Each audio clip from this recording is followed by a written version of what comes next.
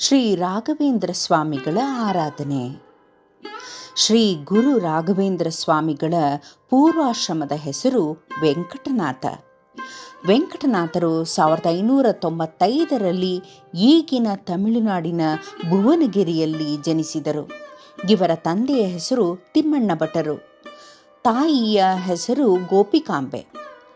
ತಿಮ್ಮಣ್ಣ ಭಟ್ಟರ ತಾತನವರ ಹೆಸರು ಕೃಷ್ಣ ಭಟ್ಟರು. ಕೃಷ್ಣ ಭಟ್ಟರು ವೀಣೆಯಲ್ಲಿ ಪಂಡಿತರಾಗಿದ್ದರು. ಇವರು ವಿಜಯನಗರದ ರಾಜರಾದ ಶ್ರೀಕೃಷ್ಣ ದೇವರಾಯರಿಗೆ ವೀಣೆ ಕಲಿಸಿದ ಗುರುಗಳು. ತಿಮ್ಮಣ್ಣ ಭಟ್ಟರಿಗೆ ವೆಂಕಟನಾಥರನ್ನು ಬಿಟ್ಟು ಇನ್ನೂ 2 ಮಕ್ಕಳಿದ್ದರು. ಗುರುರಾಜ ಎಂಬುವವರು ಅಣ್ಣನಾದರೆ ವೆಂಕಟಾಂಬೆ ಎಂಬುವವರು ವೆಂಕಟನಾಥರ ಅಕ್ಕನಾಗಿದ್ದರು. ವೆಂಕಟನಾಥರು ಬಾಲ್ಯದಲ್ಲಿಯೇ ತುಂಬ ಬುದ್ಧಿವಂತರಾಗಿದ್ದರು. ಇವರ ತಂದೆ ಇವರು ಚಿಕ್ಕವರಿದ್ದಾಗಲೇ ತೀರಿಕೊಂಡದ್ದರಿಂದ ಸಂಸಾರದ ಜವಾಬ್ದಾರಿಯು ಅಣ್ಣ ಗುರುರಾಜರ ಮೇಲೆ ಬಿತ್ತು. ಇವರ ಪ್ರಾರಂಭಿಕ ವಿದ್ಯಾಭ್ಯಾಸ ಇವರ ಭಾವನವರಾದ ವೆಂಕಟಾಂಬೆಯ ಪತಿ ಮಧುರೈ ಲಕ್ಷ್ಮೀ ನರಸಿಂಹಾಚಾರ್ಯರಲ್ಲಿ ಆಯಿತು. ಮಧುರೈನಿಂದ ಹಿಂದಿರುಗಿದ ಮೇಲೆ ಇವರ ವಿವಾಹವು ಸರಸ್ವತಿ ಎಂಬ ಕನ್ಯೆಯೊಡನೆ ಆಯಿತು. ವಿವಾಹ ನಂತರ ಇವರು ಕುಂಭಕೋಣಕ್ಕೆ ಬಂದು ಶ್ರೀ ಸುಧೀಂದ್ರ ತೀರ್ಥರಲ್ಲಿ ದ್ವೈತ ಸಿದ್ಧಾಂತದಲ್ಲಿ ಉನ್ನತ ವ್ಯಾಸಂಗ ಮಾಡತೊಡಗಿದರು. ವ್ಯಾಸಂಗದ ಜೊತೆಗೆ ಮಕ್ಕಳಿಗೆ ಸಂಸ್ಕೃತ ಮತ್ತು ವೇದಗಳನ್ನು ಕಲಿಸುತ್ತಿದ್ದರು.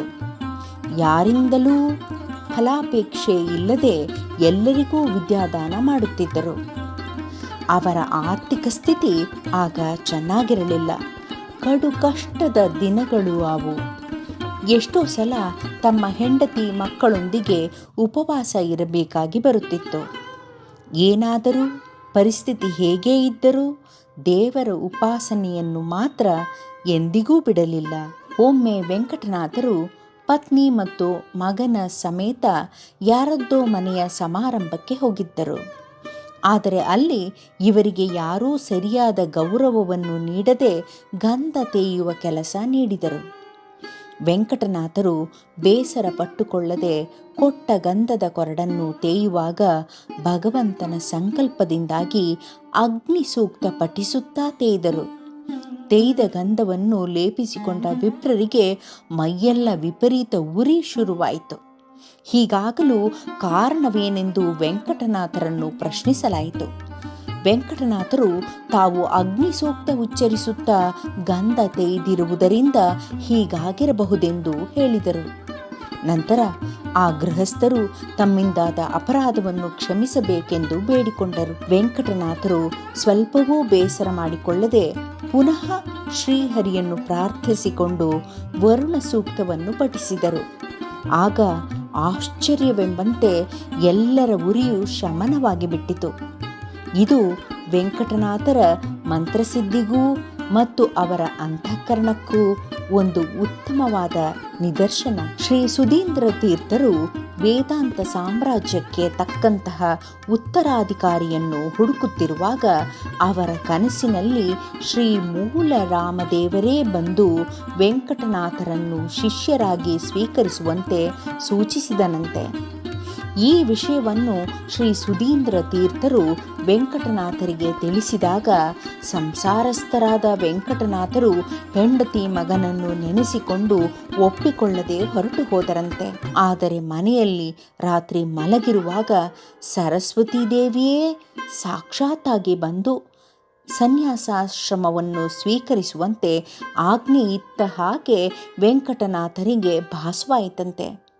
ಇದರಿಂದ ಮನಸ್ಸನ್ನು ಬದಲಿಸಿದ ವೆಂಕಟನಾಥರು ಶ್ರೀ ಸುಧೀಂದ್ರರಿಗೆ ತಾವು ಸನ್ಯಾಸ ದೀಕ್ಷೆಯನ್ನು ಸ್ವೀಕರಿಸಲು ಸಿದ್ಧರಿರುವುದಾಗಿ ತಿಳಿಸಿದರು.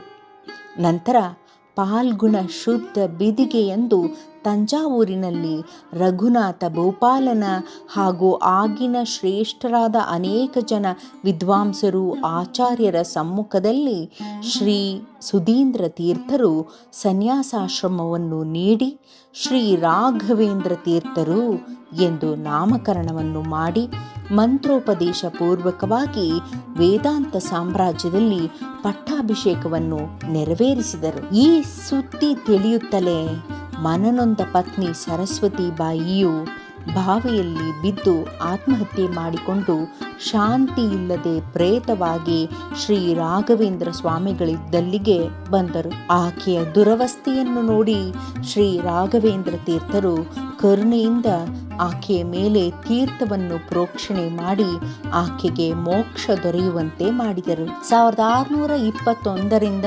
1671ರವರೆಗೆ ಅವರು ಕುಂಭಕೋಣಂ ಮಠದ ಮಠಾಧೀಶರಾಗಿದ್ದರು. ನಂತರ ಮಂತ್ರಾಲಯಕ್ಕೆ ಹೋಗಿ ಅಲ್ಲಿ ಬೃಂದಾವನ ಪ್ರವೇಶ ಮಾಡಿದರು.